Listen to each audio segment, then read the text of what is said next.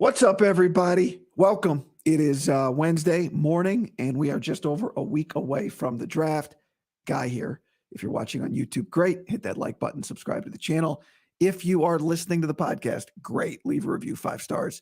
And in that review, leave a question. And that's how you get mailbag questions in.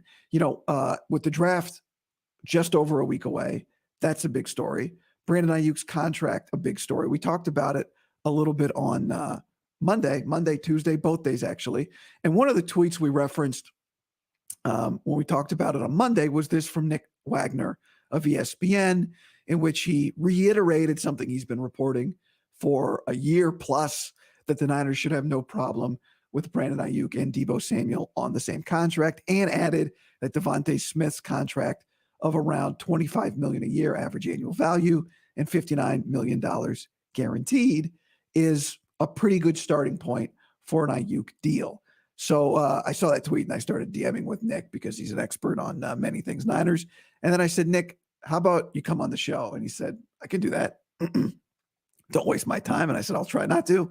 So by my count, we are entering his 9th year covering the 49ers for ESPN.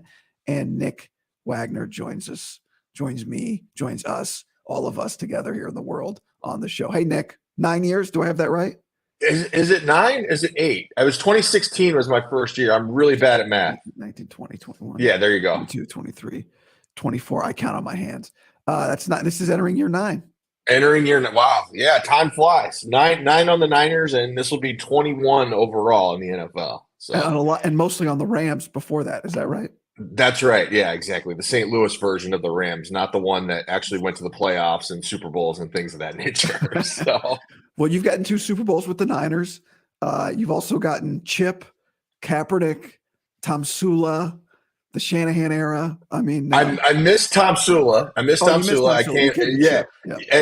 came. My first year was Chip. I had been living here for, I don't know, 2 weeks before the Kaepernick story became the biggest story in the world, which, as you can imagine, is someone on a new beat and don't have sources, don't know a lot of people, covering the biggest story in America, not just American sports. It was kind of a nice welcome to the Bay Area there. So obviously an important story, but yeah, it was certainly not about football much that year. And it has been for a while now since Kyle Shanahan got here, which has been nice. I mean, this really does feel like one of the Aiyuk story. Every year there's something in the offseason with Kyle. And it's good for content. Last year it was Deebo plus all the quarterbacks. And the quarterback story was incredible, right? The year before it was Jimmy. I guess last year was Jimmy also. It's always Jimmy.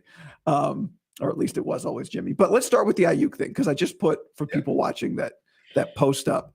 After the Devontae Smith contract a couple days ago, the extension, which I think it's important to remind people, like that contract starts in 2 years, right?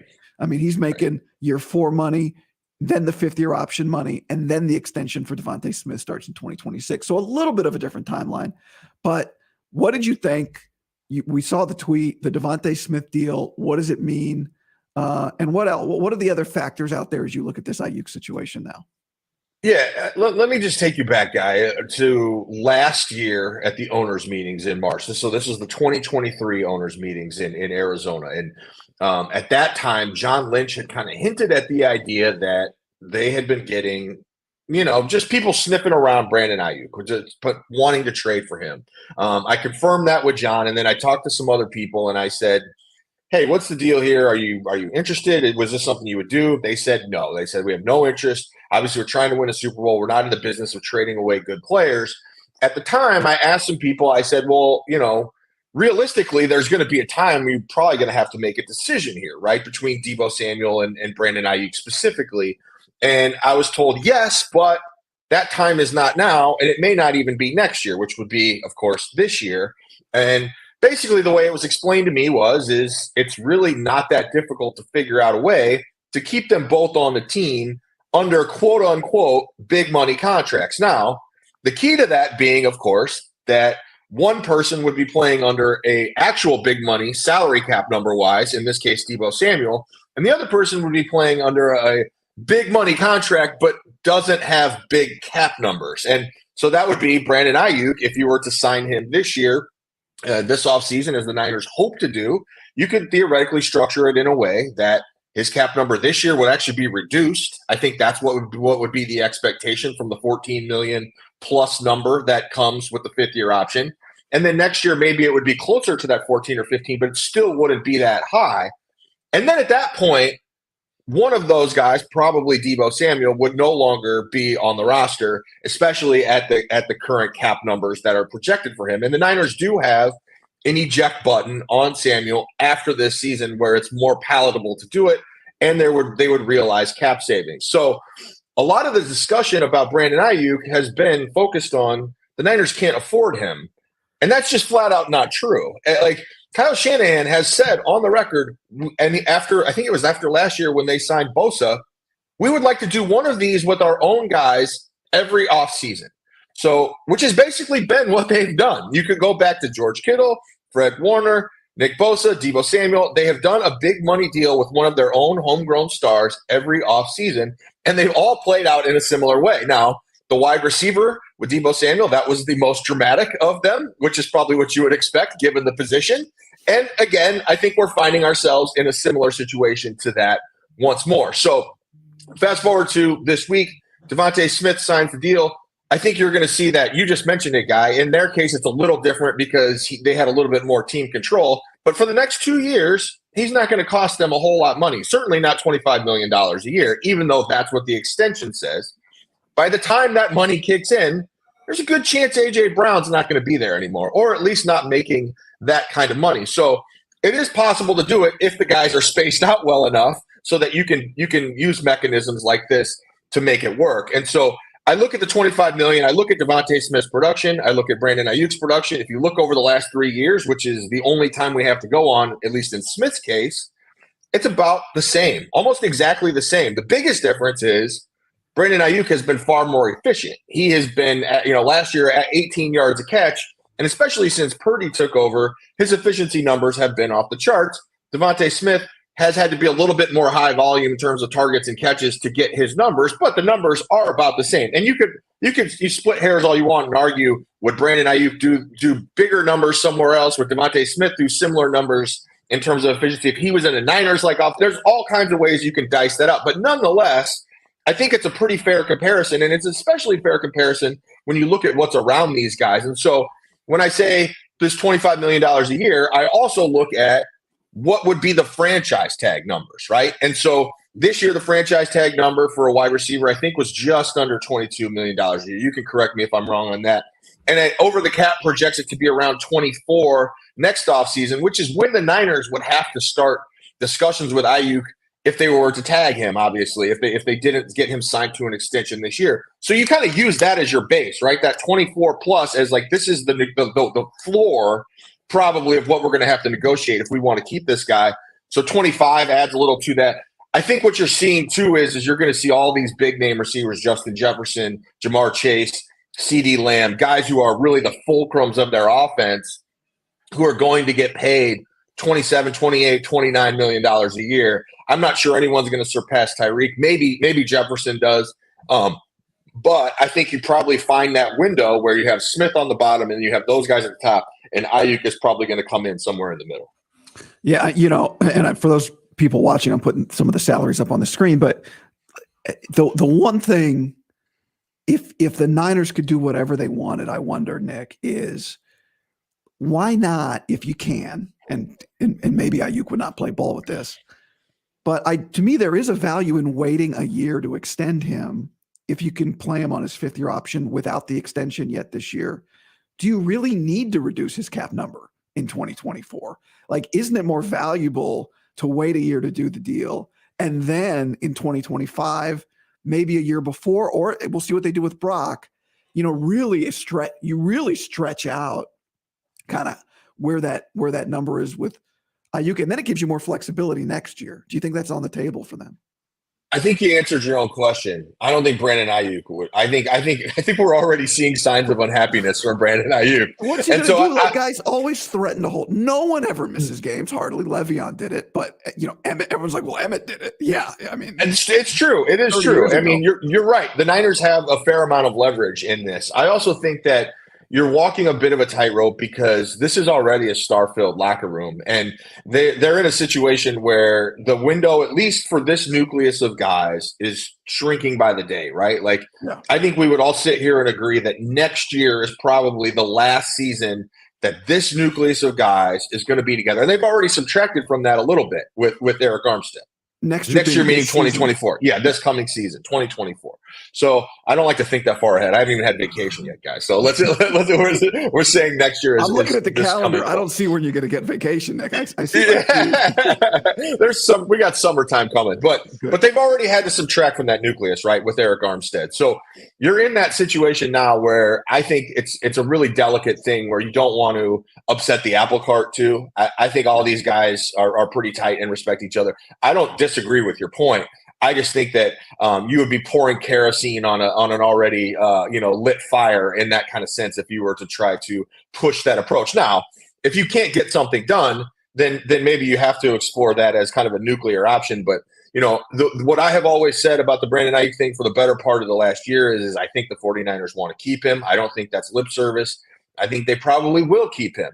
The two things that I think could throw that into flux are, one, and these things are probably kind of inherently tied together. One, he demands more money than the 49ers are willing to pay. I call it the puke point, right? What is that point where you just can't stomach what the price tag is anymore? I think they got there with DeForest Buckner. That's the example people always want to use when they say, well, the Niners haven't done it with everybody because they let a great player go. But the problem with Buckner was, his price did hit that puke point, but it hit its puke point specifically as it pertained to their ability to keep other guys or inability to keep other guys had they done that. In this situation, there isn't really one of those things. But we can't rule out that Brandon Aiyuk will ask for more money than the 49ers are just simply willing to pay him. So that's part of it. The other part of it is if someone does make a big trade offer that the Niners can't say no to, then they have to consider it. They say it all the time, and they say it jokingly that Kyle Shanahan and John Lynch would trade each other if they were to get a good enough offer. And so I think that possibility exists, and that's why when I see reports of, well, the Steelers are really interested in him, I'm sure they are. I'm sure there's other teams that are really interested in him, but they're only interested in him to the point of a certain trade offer. And clearly it's not a trade offer that is knocking the Niners' socks off, which is quite frankly what it's going to take for them to do such a deal. Yeah. I mean, they got a first-round pick for DeForest Buckner. Right. I mean, that's a pretty high first-round pick. It was in the top 15. Yeah. So, yeah. So what do you make of all of that side of the last month of like, who's interested? What are they willing to pay? Is it Aiyuk's agent trying to drum it up? It does, because it feels, Nick, like given what the agent Ryan Williams tweeted the other day, given what Aiyuk has said, given that he's at the Niners facility, unlike CeeDee Lamb, who wants a new contract, unlike Justin Jefferson, who wants a new contract, it feels like a pretty transparent situation right now it feels like Ryan Williams knows exactly what's on the table. John Lynch knows what Brandon wants. Brandon knows what the Niners are saying. It feels like it's a pretty good little situation they got going. This does not feel like someone's about to get traded, right? I agree. It feels less contentious than the Deebo thing, which I guess is part and parcel of the deal when Aiyuk has not demanded a trade or requested a trade, and Deebo Samuel had done that.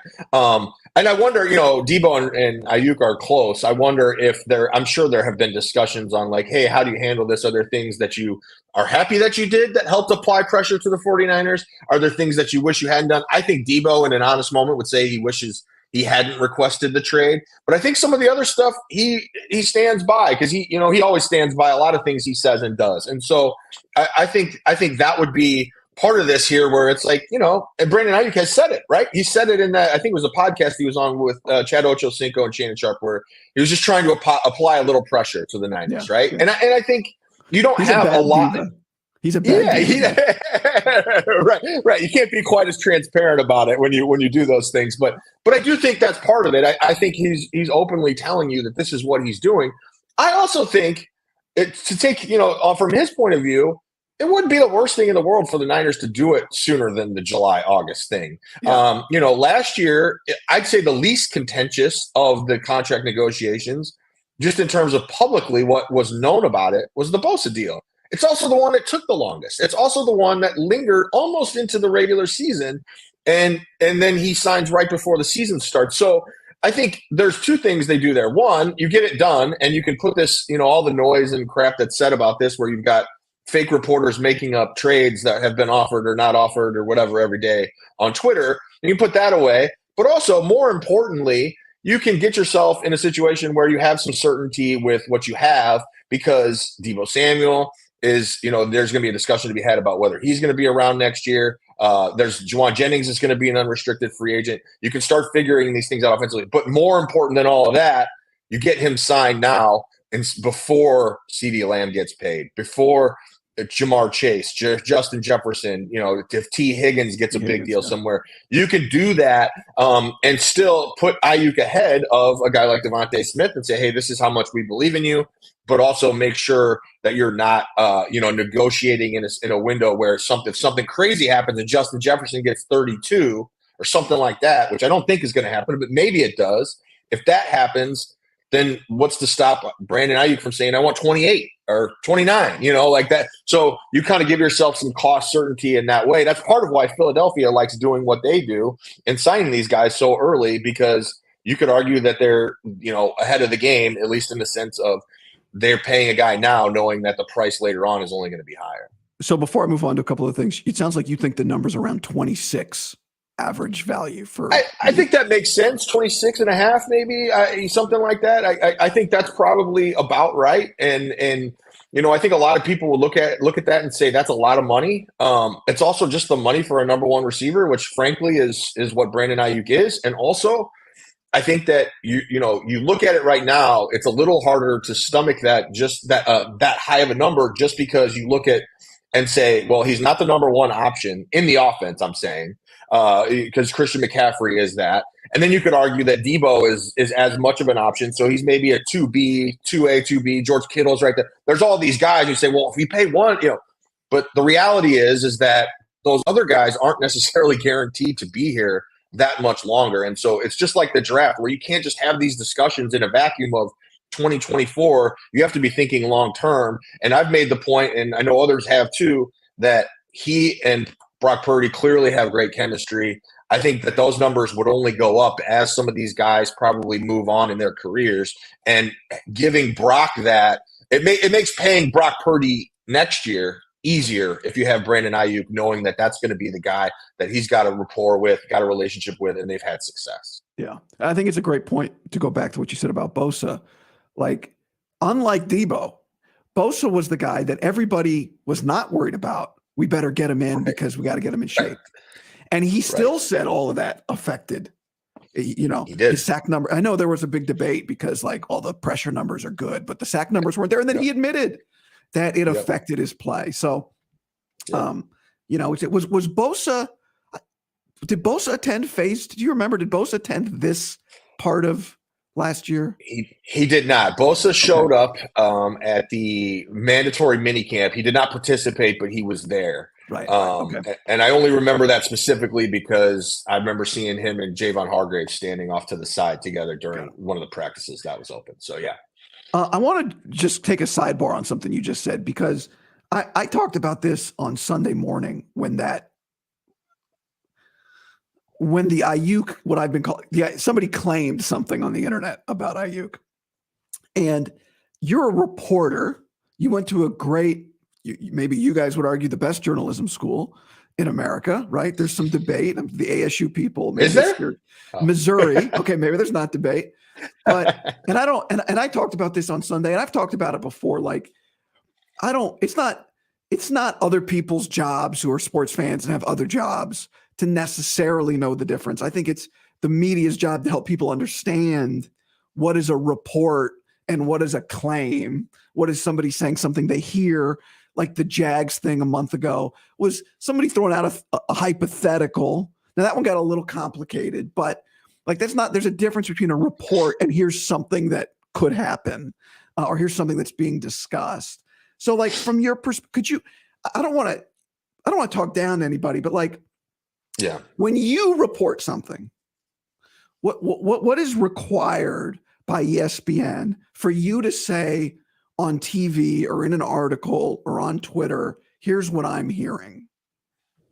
Yeah, I mean it's really just as simple as, have I heard it from multiple people who are reliable sources on this subject? So in this case, you would want to hear it from someone in the building who is, clued into these types of talks. You would want to hear it from someone close to Ayuk's camp who is clued in on these talks. Ideally, you could get more than that, but if you have at least both of those things, that would be what you would want to know. And to your point, guy, here's the thing. I want to be really clear about this. I think it's awesome that there are things like YouTube and Twitter and things like that where fans can exchange ideas and opinions and have podcasts and shows and all that. I think it's great. I love it. I would have loved to have that available to me before I got into this business. The problem is when the line gets blurred and someone is trying to present themselves as someone who is clued into things. And I'm not saying that person doesn't talk to people. Maybe they do, but they don't have a rigorous standard that they have to be held up to. And that's the real difference. And that's why, there's so much rush to be first in this business a lot of times. But I think what has happened is there's other people, and they don't even care about being first. They want to throw something at the wall, and if it sticks, hang their hat on that, right? It almost becomes like a hat rack that they're trying to throw to the wall and hope it sticks, because they can then say, well, come consume my content, come to Twitter and get X amount of, impressions or whatever it is that gets you the $8 check from Elon or whatever it is. That's the stuff that it's becoming increasingly common. And I don't even know that it's the individual's fault. I think it's just kind of the platform, the way that has evolved over time. But I do think that it is important for people to try to know. And it is hard because the average fan that isn't on Twitter, which is most of the average fans, right? Like, they're not on Twitter. They will hear something and be really confused. I have people in my life who have asked me about stuff, people who I'm, like my girlfriend's family, who ask me about things. Yeah. And I'll be like, where did you hear that? And like, oh, it was making the rounds on Twitter or something. It's like, oh, like, so, and that's fine. Again, it doesn't really bother me. I'm not going to for me personally, it's just, I'm not going to spend my time trying to shoot down everything that gets said in the Twitterverse. But I do think it's important for people to know where to go to hear kind of informed, even if it is more speculative, informed speculation or actual reporting. My thing after the Sunday thing with Aiyuk was I'm fine with, like, I'm on YouTube. I've said it many times. Like, I'm not a reporter. I don't pretend to be, in the sense that, like, I make it very clear if I'm going to say something that I quote unquote heard, that it is different than the other stuff that I say. Right. Yeah, sure. But there's you have a responsibility to, like, be clear about, yes, this is something that I feel like I'm saying that's reliable. I just want people to know the difference between a claim and a report. That's it. Like, I have no problem with, like, the claims are fun too, right? But, like, when absolutely. But let's not call report Aiyuk has demanded a trade. Let's just call it a claim. Claim. Somebody's claiming they heard, maybe. Right. So, anyway. Well, and I'm sure people like Ryan Williams, like Brandon Aiyuk's agent, doesn't love that he has to go on Twitter and do that and shut it down. Like, like it's making he's got actual like multi-million-dollar contracts to negotiate, and he's getting inundated with the same kind of stuff. So there's all kinds of different angles to it, obviously, but I guess it's just kind of the new reality that we live in here. All right. Let's talk about a couple of things. Some big, some not. Trent Taylor, Niners signed him. Is he making this team? I think he's got a chance. His ticket is special teams. I think if nothing else, they wanted to give themselves an option of someone that they can trust as a returner, and especially as a punt returner. Because the only guy on the roster right now that has a lot of experience doing that for the Niners is Ronnie Bell, who I would say the trust in him probably wavered last year. Just quite frankly, he had a number of hiccups and obviously toward the end lost out on that role. And so I think they just know what they're getting in Trent Taylor. I don't know that he makes the team. I also think it would be foolish for the Niners to go in to next season thinking he's definitely making the team and he's definitely our returner. Yeah. I would like to see them address that in the draft, especially because the return position, particularly kickoff return, is going to have more value and going to be something that plays a little bit bigger role in the way things go. So I think for the Niners, it's an option. I don't think it's going to be the end all. I would imagine if we were to have this conversation 2 weeks from today, there will be at least someone else in the building, if not multiple other people in the building, who can compete for that role. All right. Let me get this. Here we go. Niners have pick 31 a week from Thursday. What do you think they do? So I wrote about this today a little bit. Guy, I think this draft is really important for the 49ers. I don't want to overstate it and make it seem like it's like do or die for them, obviously, because this is still a really good roster that's ready to compete in 2024. But I think so much of the conversation around the draft has become kind of an echo chamber where everybody's only worried about the next season, right? They're only worried about 2024. And the draft can't and shouldn't be that. It should be, what does this hold? How does this play into our future? And if you look at the 49ers over the last 2 years, they've gotten very little production from their draft classes. Part of that, to be fair, part of that is there frankly just hasn't been starting spots available for those guys to play a lot of snaps. So you have to account for that. But the other part of that is they haven't had really high picks where they're able to get kind of immediate starters and or contributors because of some of the trades they made. And that's fine because they were all in and trying to go for that. But they have become a very top-heavy roster where you look at the number of players they have that rank. It's in this article here. If you scroll down a little bit, there's a list of guys who rank, I think it's in the top 12 of their positions in terms of salary cap numbers for next year and the amount of money they make in the league. And the 49ers, they showed you that they're shifting a little bit this offseason by how they approached free agency, right, guys? So they're no longer – it wasn't one or two big swings like it was last year with Javon Hargrave.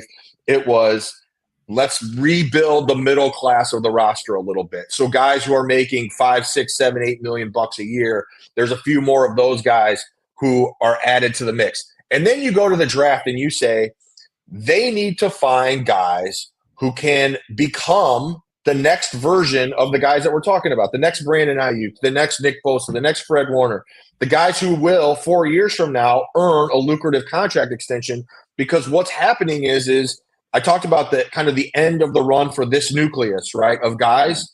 They're starting to transition into that next nucleus. And I think we look at Brandon Aiyuk as one of those guys. I think Brock Purdy is one of those guys. Bosa and Warner will carry over because they came in at a point and they're young enough that I think they have enough still left in the tank that they can be part of that.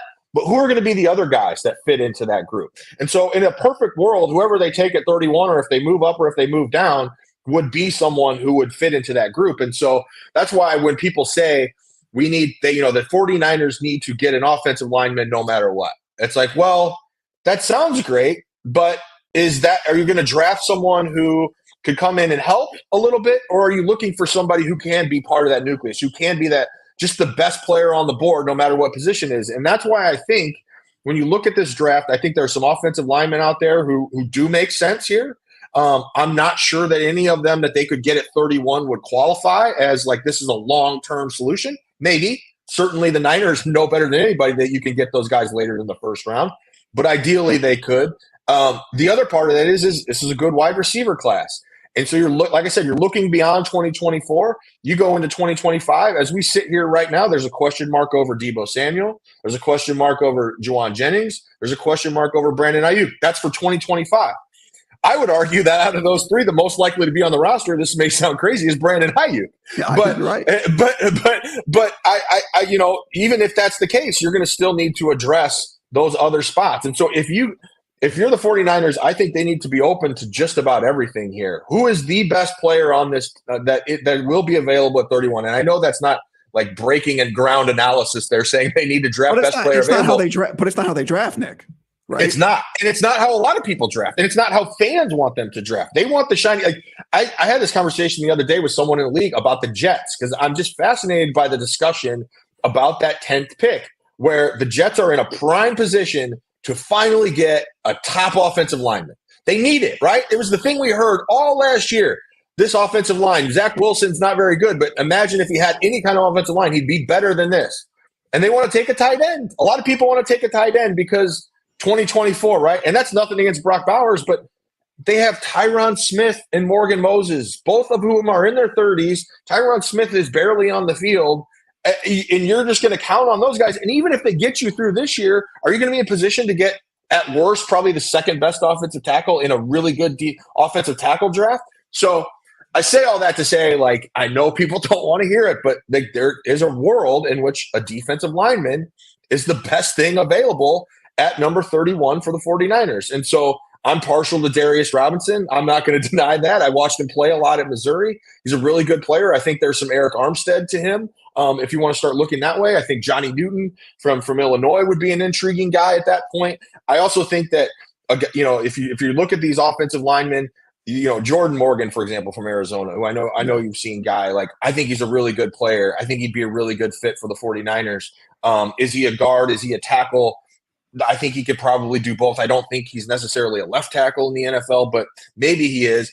I think the 49ers' dream scenario would be an offensive tackle who can step in at right tackle right away, would give them the flexibility to have Colton McKivitz at least push for a guard spot, and then be your long-term answer at left tackle. I just don't know that you're getting that guy at 31. As good as this offensive tackle is, I don't know that you're getting that guy at 31. So then you have to have those conversations of, well, do we want the 7th or 8th best offensive tackle who may not be able to help us right away? Or do we want to get a guy who can help us right away? Because if there's one team that it's probably okay for them to think a little bit more 2024 focused, it's the 49ers, based on the fact that they need production. They need cheap, cost-controlled production from these guys right away to help kind of replenish the back end of that roster. So I love receiver, not as an Aiyuk replacement, but for what you just said. But where it gets complicated is you do need help to win the Super Bowl in 2024.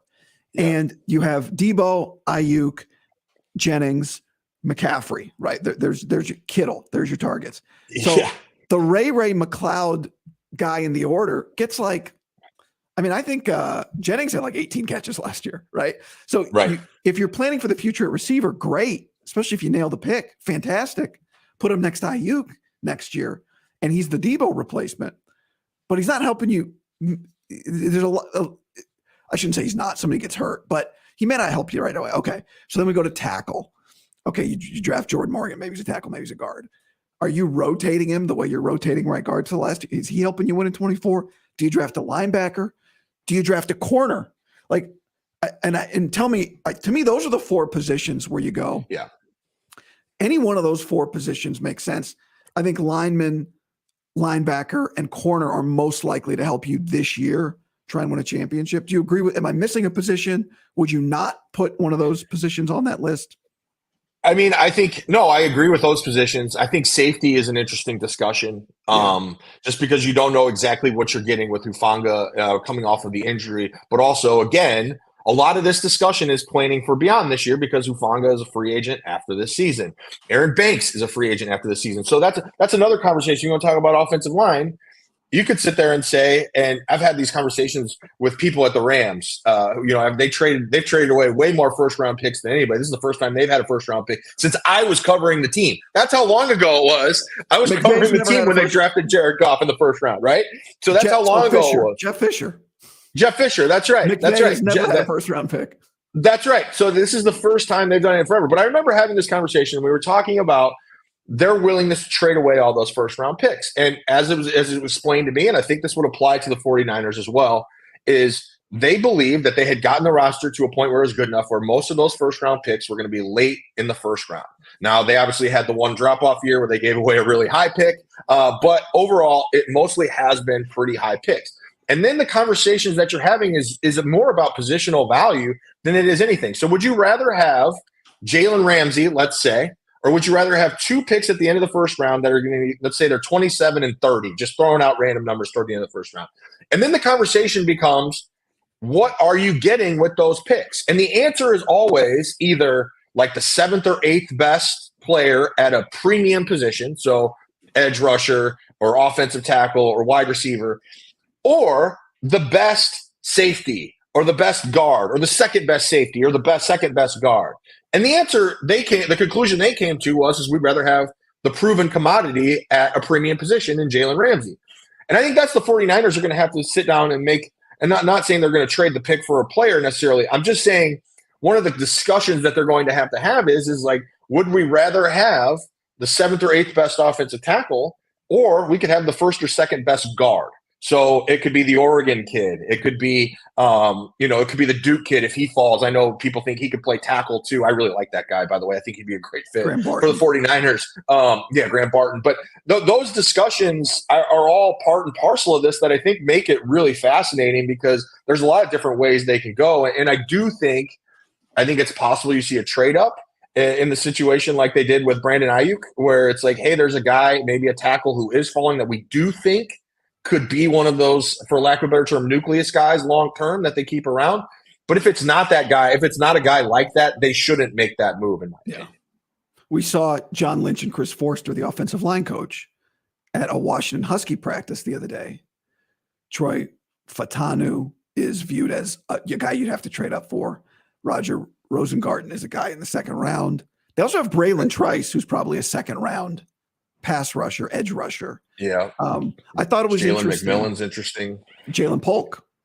Yeah. Right? Jalen Polk's the other one. They got 2 receivers. Jalen Polk, I saw Schrager just mocked him to the Chiefs at 32 in his mock draft. And he's a guy that blocks. So I thought it was interesting that Forster was there. The way this works is you go to a practice, the team puts a hoodie on you so they can take a picture and put it on their social site for recruiting, right? Like John Lynch and Chris Forster, they didn't forget their sweatshirts when they flew to Seattle, right? Right. That. My point is that photo was taken to be public. The Niners did not get they weren't sneaking up there to look at offensive linemen, and then everyone found out. So it did make me wonder, do they want people to see them up there look at making with Chris Forster, make people think to look at O-line? They're going to go another direction. I don't know, because it feels like everybody thinks they're going offensive line, and maybe they are, but it does feel like a draft where, to your point, there's basically going to be 13 quarterbacks and offensive linemen get drafted in this first round. So half of the draft is going to be every other position, right? And maybe 6 receivers, right? I mean, there's 7. I mean, that's the thing. It could take up the vast majority of it. Could just be those 3 positions. And so I think there's probably a good chance that someone who is higher on the board at another position slips to them, right? That's why I say you can't rule out defensive line. And I know, again, I understand why people don't want to hear that, but you have to go off the track record too of what they want to do. But maybe it's a corner, maybe there's one of those top corners that slips down a little bit further, because you talk about a position you need to plan for the future, the immediate future. I mean, they need a nickel, or they need someone who can play outside and allow Lenore to play nickel exclusively or more exclusively. They need someone like that immediately. But after next year, Lenore is a free agent, Ambry Thomas is a free agent, and Charvarius Ward is a free agent. So you got to find somebody who can fill one of those roles long term as well. And so maybe that's where kind of need meets value, and there's a corner there. But there's so many different ways they can go here. This is a really important draft. The only thing that would surprise me, honestly, Guy, is if we go through another draft this year and they don't draft at least one offensive line, but multiple. But, last year everyone was surprised because they didn't, including myself, that they didn't at least take one. I don't think that's going to happen again this year. And I think it'll happen in the first 2 days. Last question for me, and then I'll hit a few viewer questions. Justin Simmons, his name comes up a lot. You mentioned last year's draft. It felt like maybe Jair Brown was supposed to be the Hufanga replacement. Maybe they'll play together this year. And maybe he'll become that guy. You'd like a little more immediate impact if he's about to be that guy. So Justin Simmons is a guy that Niner fans ask me a lot about.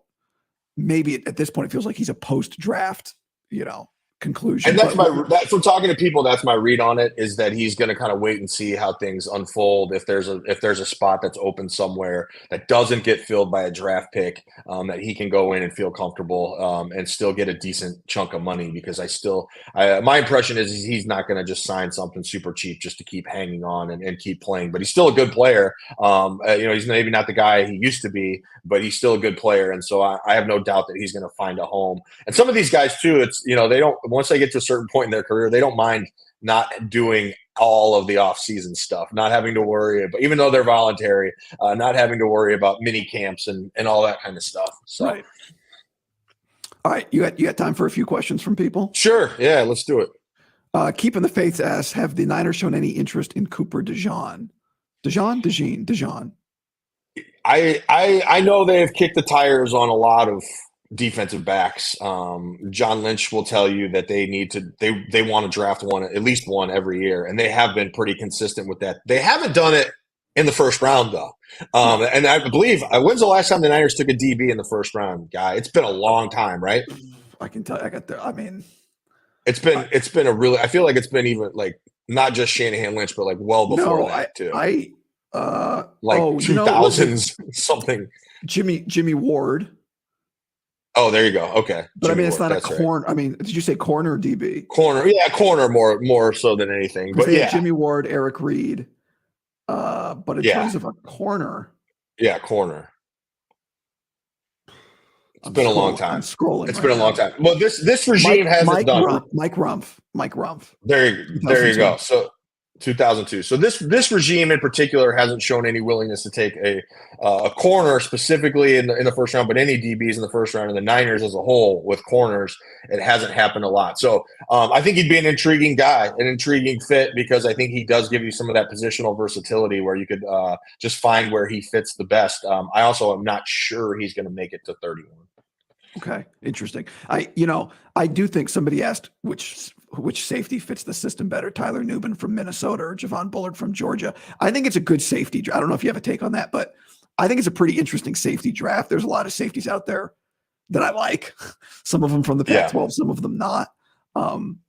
Would that be crazy for them to go safety in the first round? And I don't know if you have a take on Nubin or Bullard. I'd be really surprised. I'd be really surprised if they went that way. Just to be totally transparent, I haven't dove that deep into these guys that are mentioned here. But I do think they will take a safety at some point. I'm not sure how early it would be. But again, I think the conversation we need to be having is about who are the guys that could long term be starters. And what they hope to be stars, that's the thing. Just to kind of circle back on this point too, Guy, I think if you look at the way the Rams and the Niners built their rosters out, it's pretty similar, right? Like in terms of chasing the star power, they got top heavy a little bit and pushed on guys. The biggest difference to me was the 49ers built a lot of their star power and became top heavy with guys who they drafted. And the Rams didn't do that as much. You had Cooper Kupp, you had Aaron Donald, but a lot of those other stars that they had on their roster were traded for it. But that's the thing the Niners did so well, was they weren't just drafting starters, because the Rams were getting starters in the draft in third, fourth, fifth round, but they weren't getting stars, with the exception of, like I said, Cooper Kupp and Aaron Donald. And now I think they are starting to find some of those guys. Puka Nacua being one of them. The running back is really good. They've got a number. Ernest Jones is a really good player. But that was what the Niners did, and they got to get back to that, because if Kyle Shanahan wants to continue to pay one of his own guys big money every offseason, after Purdy, as we sit here right now, I don't know who the next in line would be. So they need to start getting that pipeline going again. Dale asked, is there a realistic possibility the Niners trading back? Yeah, let's just complete the circle here, since I said there's a discussion of them trading. So I'll give you, they could either stay put, they could trade up, or they could trade back. How's that for analysis for you, right? Yeah, no. But I know to answer the question honestly, like, sure. Because the other thing that doesn't get talked about a lot is 32 guys get drafted in the first round, but most of these teams will have 18 first round grades on guys. Like they don't have 32 guys that they think are first round players. Now, if you talk to people about next year's draft class, they say there might be more than ever because of COVID. The way COVID has shook out, that next year's draft class, they feel like is going to be extra loaded relative to this one, just not at quarterback, which is what everyone always talks about. But nonetheless, let's say the Niners have 18 guys, which would be about a normal number, between 17 and 20, somewhere in there, and all those guys are gone by the time they pick. Sure, and if it's the kid from Washington, Rosengarten, if he, I say that right? Yeah. If that's the guy they really like and they feel like it's a little too rich for their blood at 31, you move back into this, 10th pick of the second round or something like that, and you take him. And so I think there's always that possibility. The other thing that you're right for at 31 is if one of those quarterbacks, Bo Nix, Michael Penix, slips down late into the rounds, and you get a team like the Raiders hasn't taken a quarterback yet, or the Broncos haven't taken a quarterback, somebody who's got a relatively high second-round pick, it's not a huge move, but it would have to give up like a third or an early fourth and something else to move up. That puts you in a prime position to do that as well. Yeah. We've seen the 49ers do it the other way, with Reuben Foster moving up to take him that year. But that's always a possibility, particularly when it comes to quarterback, because it just gives you that fifth-year option, especially if a guy's not going to start in year one. It gives you that kind of guaranteed way to look at a guy a little bit longer than you would otherwise. I just think of, when you ask how to say Rosengarten, I just think of the movie Rookie of the Year. Well, so do I. So do I. I know. I made all those jokes about Purdy last year too. Like, is his arm going to come back where he's throwing 150 miles an hour because of the surgery that he had or whatever? So, yeah, it's possible. I think that's what I was scared I was going to say, Guy, when I said, did I say that right? Rosengarten. Andrew asks, how do you see the NFC West shaping up this season? Which team has the best shot at taking down the Niners? So you got Kyler back. The Rams have survived the desert, it feels like, even though they lose Aaron Donald. Seattle, they had Ryan Grubb as their offensive coordinator, which is interesting. They got skill guys, but Geno's their quarterback still. What do you think?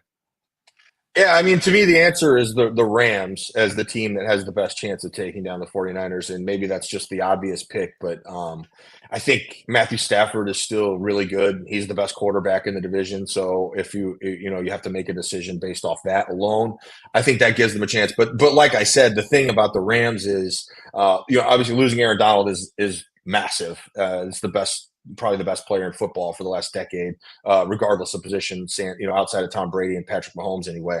And so I think that's a big thing, but I also think that team is really talented, and they got a lot of young guys who are not just starting caliber players, but like I said, star caliber players. So they've got a chance, I think, to be really good. I think the Seahawks take the biggest step back. I think they're going to be good. I like the hire of McDonald as their head coach. I just think that they are, talent-wise, are lacking a little bit, and I think they seem. Tell me what you think on this guy. Don't they seem really wishy-washy about Geno Smith, about quarterback in general, about what they have at that position right now? Yeah, I mean, to me, he's clearly a player. His story is incredible, but there's a ceiling, and we've seen it. And they're gonna live in the middle ground until they find another franchise quarterback. So, now he's got. Now, the one thing that'll be interesting is I think Ryan Grubb is a fantastic offensive coordinator. Yeah. But he hasn't coordinated at this level. So that'll be unique. But a lot of guys make that jump now. So I think, but Geno for half a year we've already had the Geno is tearing through the league year. He was an MVP for half a season, right? So I don't know. I don't think there's much more ceiling there. And as it relates to the Niners, he doesn't threaten them. They can beat him. So, that's kind of how I see it. I think that team is probably they'll be competitive. I'm not saying they won't, because I'm with you. I like their coaching staff, but I'm just not sure roster wise. The team that's interesting is Arizona, and you talk about a coordinator you really like. I like their offensive coordinator in Arizona, Petzik. That is a really smart guy who I think is on a fast track to being a head coach someday. So long as they can get him some talent, which I think they probably will do in this draft coming up here. Get Kyler Murray some weapons, because they just don't have them. Trey McBride is probably their best skill position guy outside of Kyler. Nothing against Trey McBride, but that's not exactly a feather in your cap. So I think that team is on the rise. They obviously didn't beat the Niners last year, but they were feisty a couple of times against them. So but yeah, to me it's the Rams. I think everybody else is probably a little bit of a notch below the Rams. I also still think without Aaron Donald, the Rams are probably a little bit of a notch below the 49ers still as well. So to me that's still the Niners are still the favorites in this division until somebody takes it from them. Any other takes you got to get off your chest before I let you get on with your day? I don't think so. I think I got my complaint about the way people view the draft out of the way. Mostly, I just wish that I just wish, and it's not just fans. It's like teams do this too. I think certain teams are in position where it's okay to draft with a little bit more of an immediate focus, but the inability of teams to and just people in general to look at the draft as this is something that needs to feed our team for at least the next 4 years, it seems like it's gotten worse. I'll put it like that. And maybe just because the Jets are the big market team and everyone likes to talk about them and Aaron Rodgers is there and all that kind of stuff, maybe that's why it has particularly kind of stuck in my head this year. But I just can't imagine finally being in a position to get a top tackle that you can build around for a long time and taking a tight end. And again, nothing against Brock Bowers, who I think is a great player.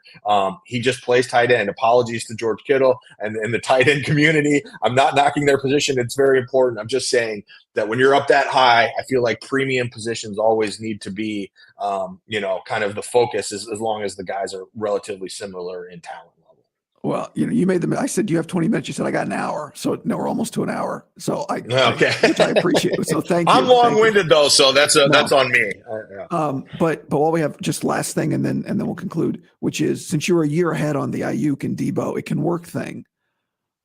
Is Brock Purdy getting a top of the line quarterback contract if he has another good year, or are they going to ask him to take a little bit less, or do you have a take on that right now? Man, that's a great question.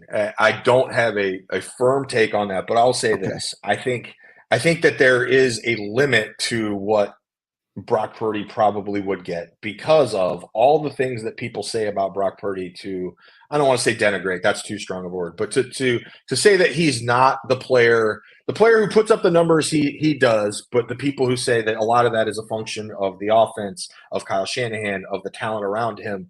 I think that probably puts an artificial cap on what he could make. But also in saying that, he's worth more to the 49ers than he would be to another team. So I think there's probably a middle ground there of, if he were to go and test the market, he would get a nice contract from somebody, but it wouldn't be as nice as the contract that he would get from the 49ers. And I just don't think either side would ever let it get to that point where he would test that or that it would need to be tested. But if he stays healthy and puts up a year similar to what he did last year, I think he will cash in. I think that there will be a little bit of a tax just for the idea of how underpaid he was for the last couple of years. And that's not anybody's fault in particular, except for maybe the people who negotiated the CBA. But that's just the reality of the situation. So there would probably be a little bit extra put on that. But do I think he would set a new high for quarterbacks? No, I don't. I don't think that would be part of the discussion. But I do think it would put him in the top, let's call it 7 or 8 paid quarterbacks in the league, somewhere in there. All right, go read Nick right now. His latest article just up today at ESPN.com. Nick, thanks for making time, man. I appreciate it. This was fun, and I look forward to seeing you out at Levi Stadium soon. You got it, bud. Good to see you. Take care. All right. There's Nick Wagoner. And I asked him today, I said, what is the O silent or not? He said, yes, the O is silent. Nick Wagoner, right? Yeah. And you just said the O just I know. Right before you did that. I know. Oh, this is your way of correcting it. I got it. Yeah, I just realized I've said it wrong in my head for so long. Nick Wagoner. All right, Nick. Thanks. There you go. Okay. See you guys. There he goes. And I'll go ahead and I'm going to finish up here. So Nick will be gone there. And thanks to Nick. Yeah, that was fun. I appreciate him taking so much time. Brad asked, how much longer is the voice going to be like this? I don't know, man. Getting better every day. Thank you for asking. Saw my vocal coach, Anna, again on Tuesday, and we're working through it. I'm working on I got some exercises. They gave me this straw, and I got some vocal exercises I do here. Boot, Woody, Lou, boot, Bert, beat. So we're working through things and improving the voice every day. So, all right, Nick Wagoner, there he goes. Thanks to Nick. Thanks to you. Share this, and we'll talk to everybody soon. Thanks for hanging out. Bye.